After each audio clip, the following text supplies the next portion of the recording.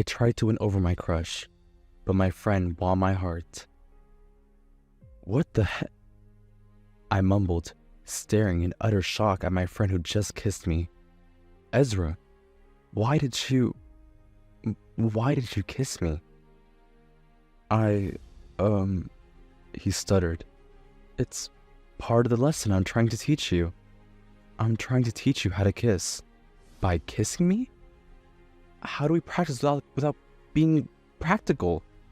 Ezra asked. No, you were saying crap, Ezra. You didn't even tell me to pout. You just went for it. I replied angrily. See? You're learning already. You already know you have to pout. That's crap, Ezra. That's not what this is, I retorted. Alright, fine.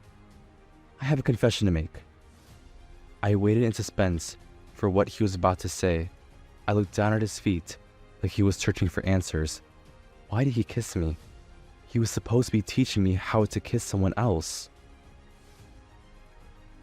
2 months earlier, I had a huge crush on a coworker, Matteo, in the supermarket where I worked. The only conversation I ever had with Matteo was greetings when he came into work, and when he left at the end of the day. I wasn't really a shy guy, but I was always shy around him, to the extent that I always froze up when I wanted to speak to him. He was also not helping matters. He was a man of few words, a reserved person. That was one of the reasons I had a thing for him. All I ever did was daydream of the time I would gain the confidence to speak to him and take it from there. I daydreamed about when we'd have our first date and when I would have my first kiss with him. It was always hurtful to watch him every day, right in front of me, but I couldn't say a word to him. I always see the way you stare, Matteo, my friend and colleague Ezra said. Is it that obvious? I asked. Yeah, you literally drool all day staring at him, like a patient dog when it sees the fattest bone. Come on, man, you're exaggerating. I don't drool, I just gaze. Why haven't you made your move yet? What's stopping you? A couple of things, I said. For starters, I don't know how to start a conversation with him. It's easy. Just say hi, and then take it from there. It's not easy. I don't know how to keep the conversation flowing, just saying hi. I always freeze when I try to speak to him. Aw, that's sweet, he said and giggled. Stop it. Matteo and Ben sitting in a tree. Kiss. Stop it, Ezra, I said. All right, he replied and raised his hands in surrender. I actually wish that could happen. What? Me kissing him, I said. How long are you going to fantasize about this, Ben?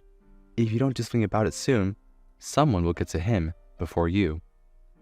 I don't know, man. I need your help, I said worriedly. Well, I can help you. Really? I asked with excitement. Yeah. Thank you so much, I exclaimed cheerfully as I hugged him tightly. I owe you one. Definitely, he said. We will start lessons soon. All right, thank you so much. Ezra and I decided to use our lunch breaks to start his so-called lessons. Welcome to Matteo 101, he said and grinned. We don't need all that, I laughed. Did you come with a note and pen? Just tell me what I need to hear, I said. What if you forget? Trust me, I can't forget anything you're about to tell. It's my crush you're talking about here. Okay, he said. Let's start by knowing what his interests are. What is he like that you might also like? I haven't thought about it. I can't think about one right now. My head is blank. How then do you want to remember what I tell you with your blank head? He asked, and then he sighed. Just think hard. There should be something. I don't really know much about him, I said. I just know he really likes Dr. Pepper and nacho chips, and he really likes reading manga in his spare time. You see? You remembered. Keep going. There's this particular book he's reading at the moment, I said. I think it's a trilogy or something. You should read the book. I don't like reading books. I only do movies, I said. One time in high school, we were told to read The Invisible Man, I watched the movie instead. Did you pass the tests or the exams on it? No? Well, if you're desperate, you gotta read the books, amigo, he said. Then I released a heavy sigh. I guess I have no choice. I'll read the book. You gotta read the book before he finishes, he says.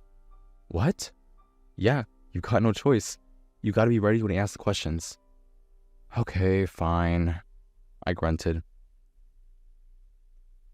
I stared at Matteo, prepared to leave before the clock hit closing time. I tried again to speak to him, but nothing came out. He turned to me with his usual straight face and said, Bye, see you tomorrow. Bye, I muttered as I watched him walk out the door. How's it coming with what I asked you to do? I'm still reading it. I'm on page 50. How many pages does the novel have? 365. How coincidentally ingenious of the author, because the title of the book is 365 Days, I said. You could use that to start a conversation with, but you are far behind on the reading. You're not even halfway yet. I know. It's not easy.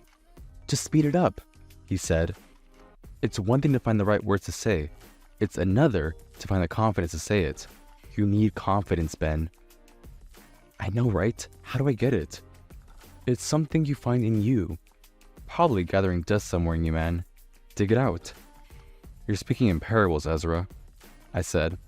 All I'm saying is you have to bring out your confidence, and then you boost it by speaking to people. The more you speak to people, the more it grows. Well, I talk to you and the customers. Speaking to me won't grow your confidence. I'm your friend already, and you only have surface conversations with customers, such as telling them to have a great day. He said as he stepped outside the supermarket. You gotta speak to other people aside from me, like random strangers. Random strangers? Yeah, let's have a walk and do some practicals. We walked down a nearby food truck where there was quite a line. We stood at an earshoot from the place, and then he turned to me after he looked around. Go over there and speak to 3 random strangers. What? I thought we came here to eat, I said. No. Your style of teaching is a little unorthodox. If by unorthodox you mean I'm making you learn on the job, then yes, he said. Ugh, I groaned. I walked over to the line, rehearsing what to say to the strangers of my choice. I turned to Ezra like a boy on his first day at a new school. He waved to me to carry on. I planned to speak to 3 people on the line who were the closest to me. The last person, a man, gazed at me as I approached. He turned away as immediately as he had set his gaze on me. He didn't look like someone who'd want to speak. I lost the morale and turned around to go to Ezra. What happened? I chickened out, I said. Oh my God, he grunted. Ezra told me to always wear a smile when speaking to people. He said, don't smile with your teeth, smile with your eyes. What does that even mean? I asked. I don't know, man. It's something I saw on TikTok. He said, I think it means that people can tell if it's genuine smile or something else. It shows in the wrinkles of the sides of your eyes, not your lips. You're sounding like a sage. I can be serious when I want to be. What page are you at now? I'm almost done. About 50 more pages to go? What's with you and 50 pages always? Anything you say, man, I said. Anyway, you should start smiling at him whenever you greet him. Won't it look weird to him? It would, but consistency is what you're going to use to work this out. It would be weird to him on the first day, but when he keeps seeing it, he'll get used to it. Also compliment him. It works magic, he said. Since Ezra said compliment to work magic, I decided to try it out. With my smiling face, of course. Good morning, I said with a smile. Good morning, he replied. He had this bemused smile on his face. Just like I thought, it seemed my smile was weird to him. I couldn't help but tell you, you smell really nice today, I said. Not that you don't on every other day, today's just kind of different. Thank you, Ben, he replied with a warm smile. You're welcome. I lingered there, awkwardly, before I walked away from him. Ezra, who had been watching us from a distance, came to me. You did good, but you should have continued. I told you, I don't know how to keep conversations going. I might be able to start it, but I don't know how to keep the engine going. You just let the engine by itself. What? I mean, you were to let the conversation flow, and then ride on it, he said. The problem is that you overthink about the conversations and how they would turn out. Just go with the flow.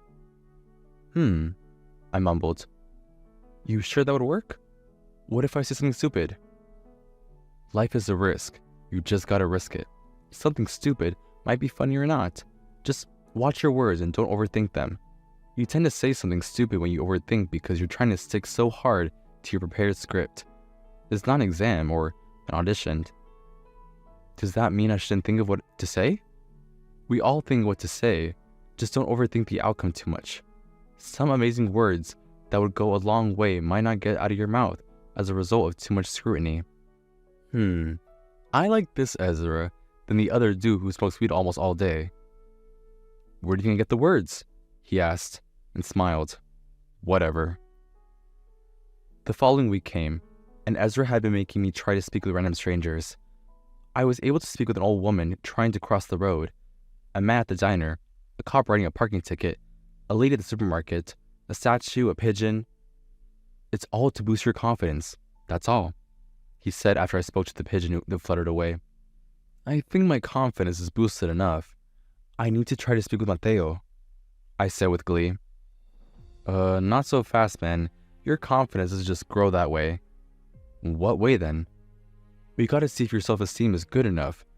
It is the first confidence you need first, he said. Why do you want to speak to Matteo? Isn't it obvious? Why are you asking when you already know? I want to know if it's more than a crush. I want to know if you believe you could ever speak to him. And I also want to know if you see him as some kind of bucket list or some fulfillment to yourself. Okay, now I don't like this, Ezra. Is this some therapy session or what? No, we just need to take everything step by step. Oh, don't therapize me, dude, I said. I just want to talk to my crush. If you say so, just believe in yourself, dude. Everything else will follow. Alright, thank you, Dr. Ezra. You're welcome, he said, and then he smiled. Ezra was my close friend, but I now spent more time with him than I did with him before.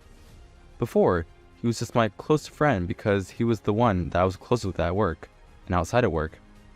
Since he had been helping me, he was getting close to being my best friend. I'm done with the book, Ezra, I said. Really? Yeah, I think I'm ready to speak to him, I guess. You're still second-guessing and overthinking, he said. I just don't want to blow my chance of speaking to him. You're overvaluing him. You might be disappointed when you eventually speak to him, Ezra said. What do you mean? Just don't raise your hopes high. If you value him too much, you might be disappointed by what you get in the end. Where's this pessimism coming from, Ezra? You're supposed to be the optimistic one here, I said. I just don't want you to get your heart broken or something like that. Aw, you care about me, I said and giggled. No, I don't. I just don't want to go through the stress of begging you to stop crying. No, you care about me, I teased. No, I don't, dumbass. You do. We continued to go back and forth on the matter. The following week, I was already feeling the confidence to speak to Matteo. I always tried to muster the courage, but it never came. A day came when I couldn't get my face off Matteo. It was at that moment he was eating his favorite nacho chips and Dr. Pepper. As though my gaze caused it, the Dr. Pepper spilled on his shirt and some of his chips stained on his shirt too. I thought about what Ezra told me, to think about the words to say, but to not overthink the outcome. There was a joke in my head, but I didn't know if it was a good one or not. Yet I wanted to risk it. Sorry, I said. Thanks, he replied as he cleaned himself with the toilet paper. It seems like it's nacho day. Nacho day? Is there like a nacho day? No, I'm talking about the stain of the nachos and the Dr. Pepper on your shirt. So I said it seems like it's nacho day, like I'm saying, it seems like it's not your day. Oh, he said and giggled. Good one, Ben. Yeah, I brought my jacket to work. You could wear it, or you could wash the shirt and dry it under the hand dryer in the restroom. I think I'll go with the jacket, he said, smiling. All right. I took the jacket and handed it over to him. Thank you very much, you saved my life. You're welcome. Then, that was it. That was the longest conversation we ever had. It was a few minutes or so, but it was longer than telling good morning or good night. Matteo couldn't know how joyful I was to have the conversation with him. I was so happy that I had to search for Ezra with my eyes. He was smiling back with his 2 thumbs up at me. He had the look that was saying, see, it wasn't so bad after all. Since that day I spoke to Matteo, my confidence has shot up into the high heavens. It was like I could speak to anyone, but unfortunately, it was like I'd use all my energy speaking to Matteo that day and need to recharge.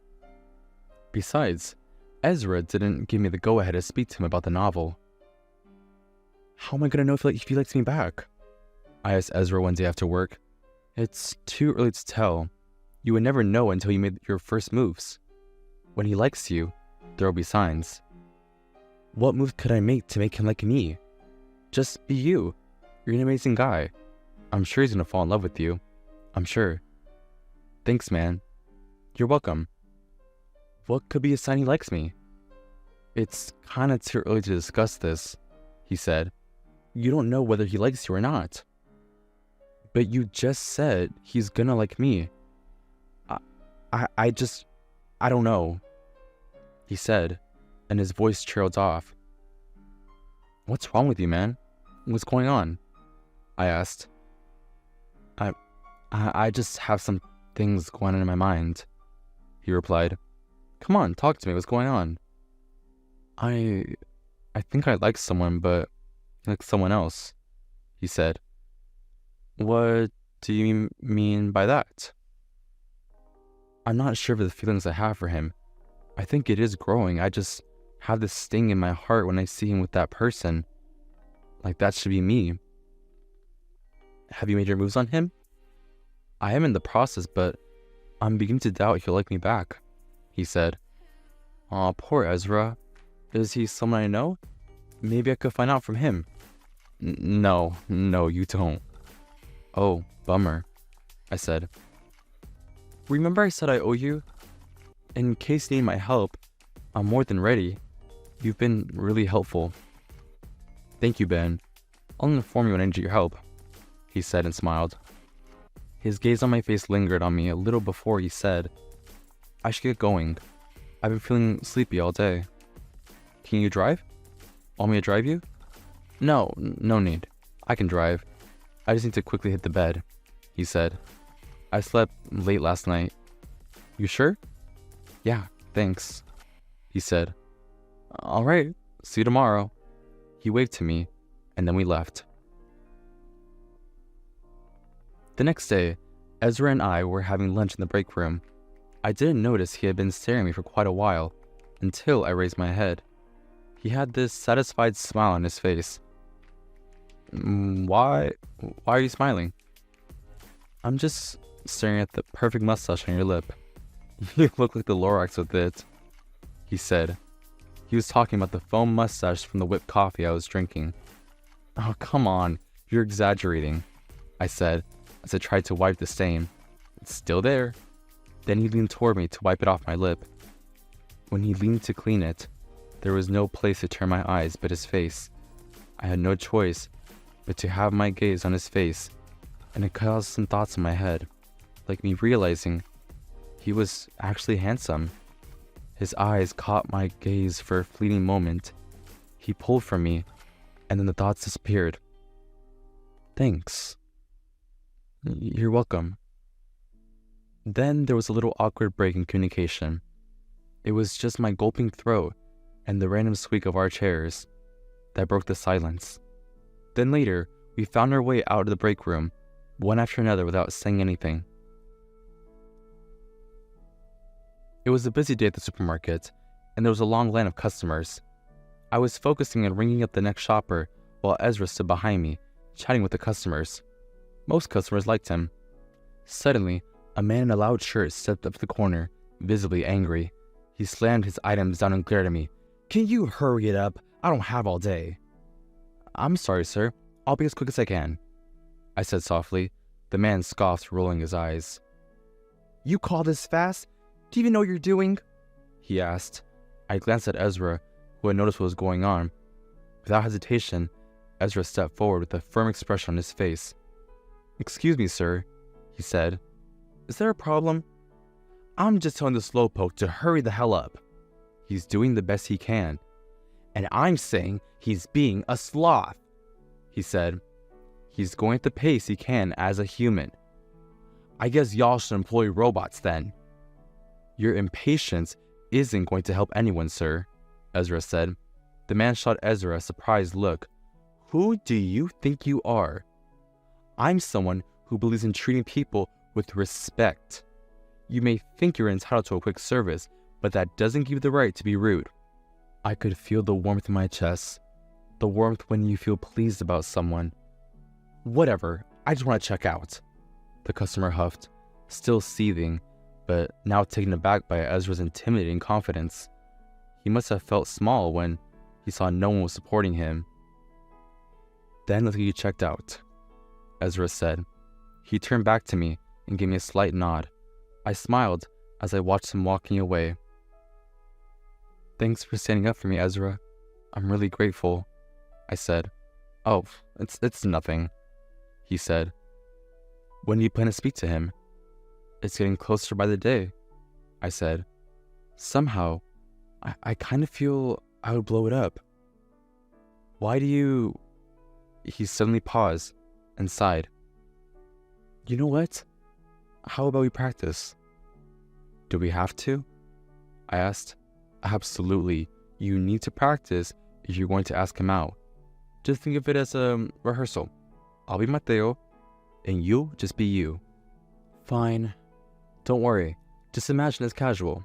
Ready?" he asked, and then I nodded. "Hey, how's it going?" he asked, feigning a voice that was supposed to be Matteo's. Hey Matt, how are you?" "Good, I've just been thinking about the movie coming out. You should come with me," Ezra said, leaning forward, fully committed to this role. "Yeah, I like that," I replied, feeling some type of way as I visualized Matteo's easy smile. I suddenly broke character and said to Ezra, "But what if it's awkward?" Ezra leaned back with a thoughtful smile on his face. "What makes it awkward? Just be honest. Tell him how you feel." "Okay," I said and went silent. "Matt, for the longest time, every time I wake up, I always look up to seeing you and speaking with you. It's like that's all what makes my day. I've always been looking for the courage to tell you that I like you, Matteo." "I like you too, Ben," he said. "I've always liked you. Perhaps before you did like me. I've been pretending and hiding because I was more scared than you to tell you how I feel. I always look forward to every daybreak just to see you, and I'm always down when we have to go our separate ways at the end of the day." "Wow, I didn't think you felt the same. Maybe we should stop pretending and just be honest with each other. What if we could be more than friends?" I asked, gazing into his eyes. "I want that," he said with a smile, while he cradled my face in his hands. "It's all I've ever wanted." We stared for a while into each other's eyes, while I held onto one of his hands. It was until my sense returned that I knew we were a breath away from each other. "You deserve an award for that performance," I said to him and broke into a giggle. "Of course," he said as he pulled his hands. Then he made a slight bow with a smile. "I should actually be an actor." "Yeah, you should," I said. Then he stared at me with a smile. "I have to get back to work." "Yeah, me too." Then I walked away from him with an awkward smile. I didn't know why this feeling I couldn't explain when he had his hands on my face. I was supposed to be staring at Matteo and be hearing his voice, but it was Ezra I was hearing. I think it was because he was no longer feigning his voice. What's going on? Why do I feel this way? Ezra and I were restocking the shelves when Matteo passed by and said, "Great job, you guys." "Thanks. Want to join us?" I asked. He would have to stay at the counter in the case a customer comes. "Yep, that's true." "All right. See you later," I said. "See you later," he replied and walked away. "You smell nice, as usual." "Oh, thank you," he said, smiling, and left. "See, that's what I meant when I say you drooled around him," Ezra said. "That was just me complimenting him. I wasn't drooling." "That's another word for it. Oh, you're just jealous." "I'm not." "You are, dummy," I said. "How about your crush?" "He's good." "You think you should tell him?"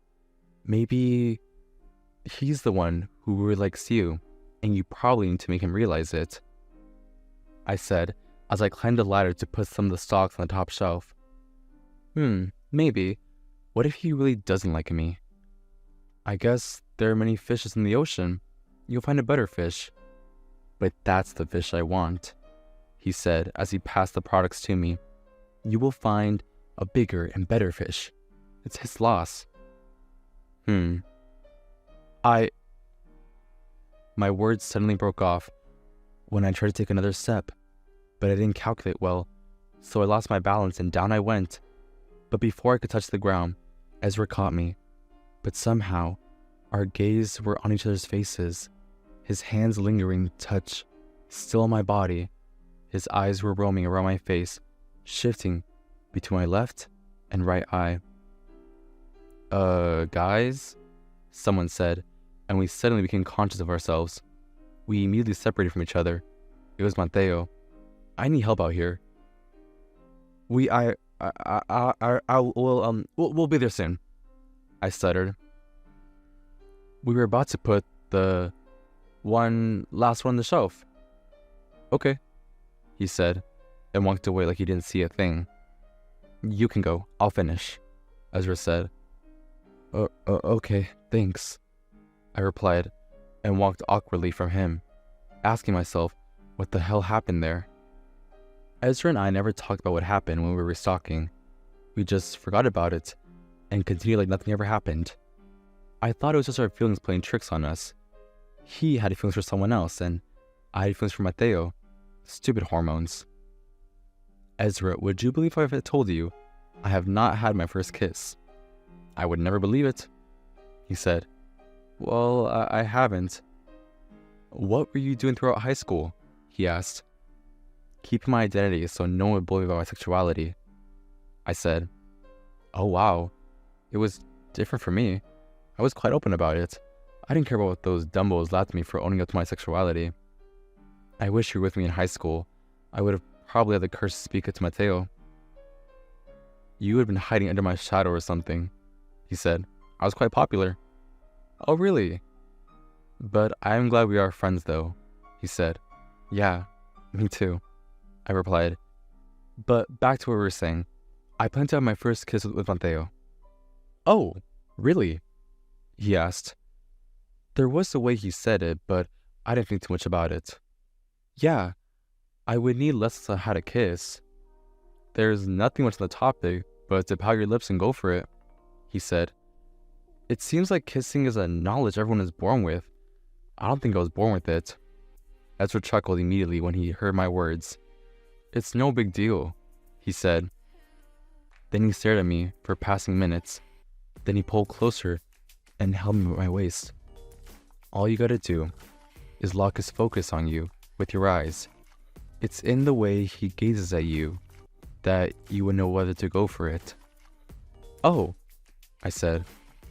"Why are you holding me by my—" In the blink of an eye, I saw his face crash into mine, and then he kissed me and added a little passion that seemed to be more than just mere practice.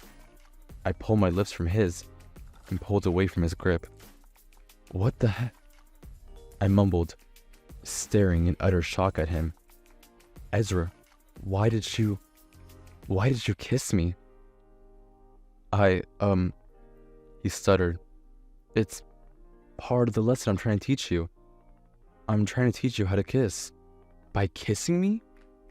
How do we practice without being practical? Ezra asked. No, you're saying crap, Ezra. You didn't even tell me how to pout. You just went for it. I replied angrily. See? You're learning already. You already know you have to pout. That's crap, Ezra. That's not what this is, I retorted. Alright, fine, he said. I have a confession to make. Then he started his feet. Out with it, man, I yelled angrily. I have feelings for you, he blurted. I have feelings for you. What? How can you? You like someone else. What the hell are you saying? How come you didn't understand that it was you I was talking about? Who else do I speak to and spend with for about 9 to 10 hours of my day if not with you? What? I mumbled in confusion. I couldn't believe my ears. What the hell? This is not real. It is real, Ben. I have feelings for you. I didn't know this was going to happen when we started this whole thing. I just found my heart always longing for you. And there's a way I feel whenever I'm around you. What is this that you're saying, Ezra? You know I like someone else. You just have a crush on him, Ben. He doesn't feel the same way towards you, he said. How do you know that? I don't feel the same way toward you. So, all the while we were practicing, you never for once had like a tiny feeling for me? He asked. No. How about that day when we were restocking? That was just a vulnerable moment. Just our feelings toying with us.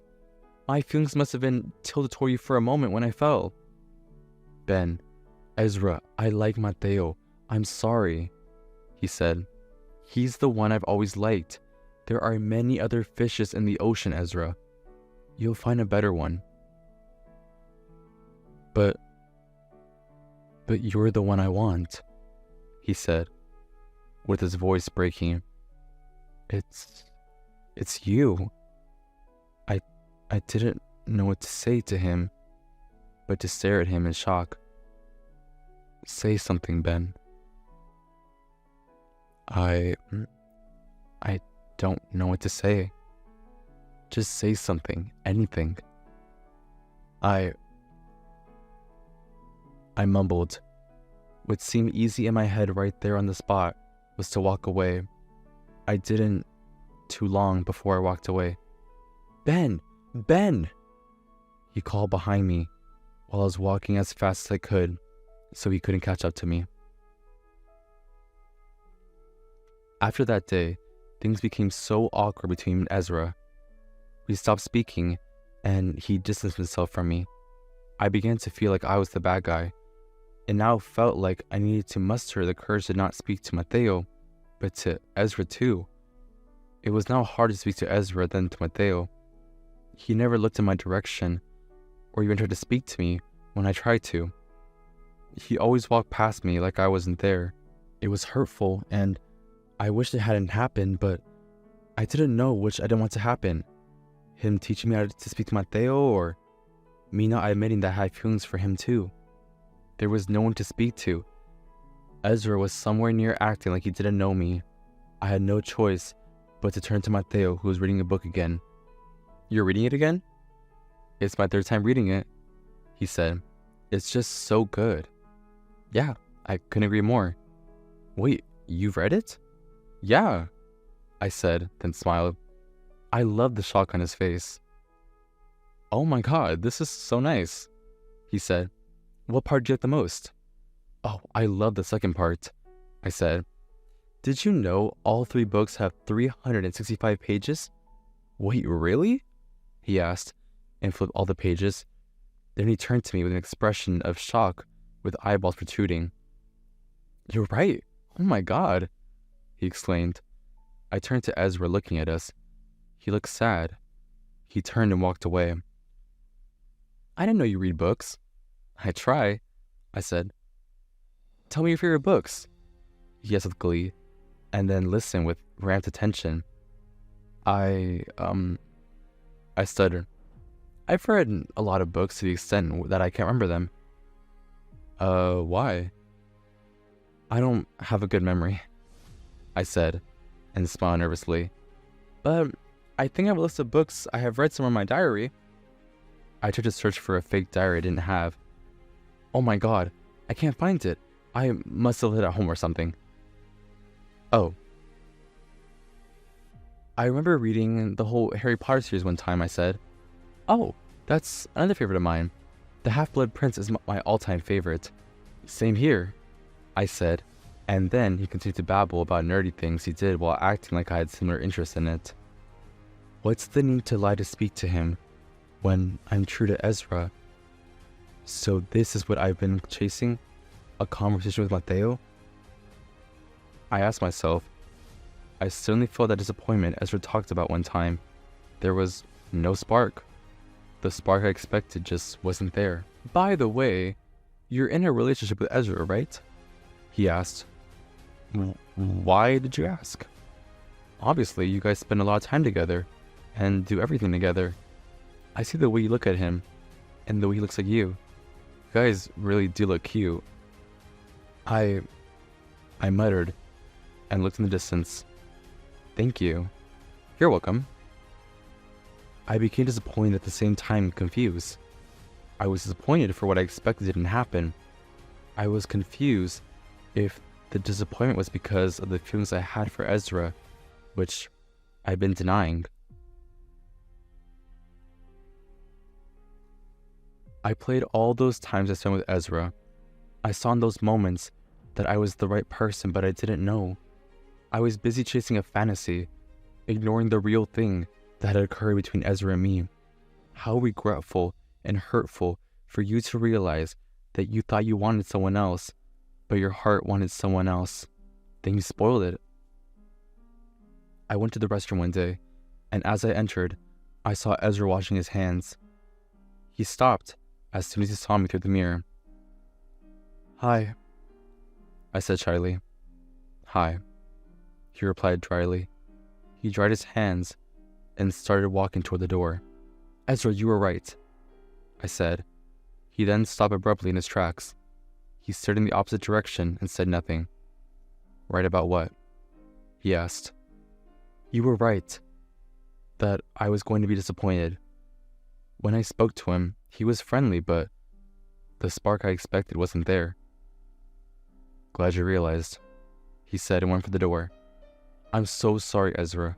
I'm sorry it took me too late to realize that what my heart wanted was you, not him. Please forgive me, Ezra. Ezra stared at the ceiling. His head fell down. He turned to me. You hurt me, Ben. You really hurt me.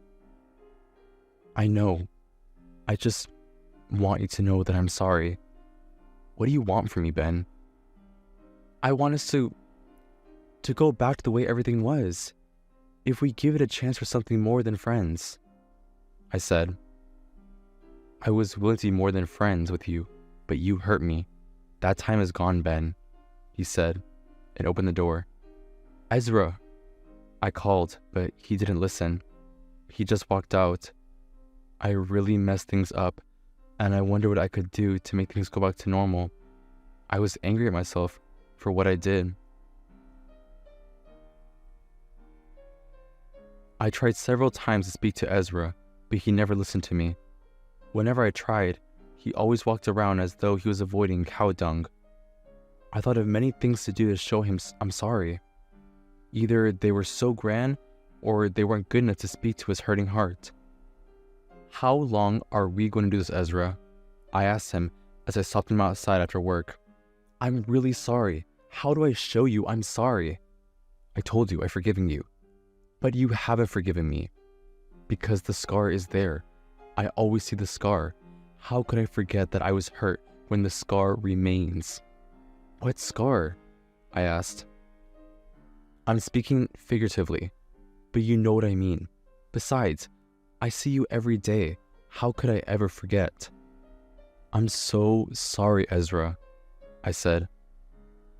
All this while, I've been chasing some stupid fantasy to be with some other while the one for me stared me right in the eye. You stared past me, Ben. I was right in front of you, but you looked behind me. I know, and I'm so sorry. I made the one most ridiculous mistake I've ever made, I said. I will not be able to forgive myself if I lose you forever. No, don't say that. I'm very sorry. It was you my heart wanted, not Matteo. Not him. It was always you, I said. All the signs were there, pointing to you, but I ignored them. I was stupid. No, you weren't. You were just confused. You had your eyes on someone, then another came to the picture. I would have been confused. I realized that what I had in my eyes wasn't what I wanted, I said. I thought you were the distraction, but you were the real deal. All right, Ben. You've thawed my frozen heart, Ezra said, and we giggled. I want you back, Ezra. Please, I said. Then he stared at me, with a gentle smile gradually forming on his face. Okay, let's... He was speaking when I walked up to him to trap the words in his mouth with a kiss. Our eyes were closed, kissing, and then he took the wheels from when he held my face and kissed me more. We unlocked our lips from each other and panted for breath because we had held it while we kissed. Our noses were still touching at the tip, but we were laughing in each other's faces. We hugged each other tightly. In the end, it wasn't just hints and glances anymore for the both of us. It finally happened. We became more than friends. I was now more confident thanks to Ezra, to be able to ask him on a first date. He happily said yes. Our ship sailed from there, while both hands on the steering, on a calm sea, and in the beautiful sunset. The end. Have you ever had a crush on someone, but eventually loved someone else? Thanks for watching. Consider subscribing to become a part of our rainbow force, and stay wholesome.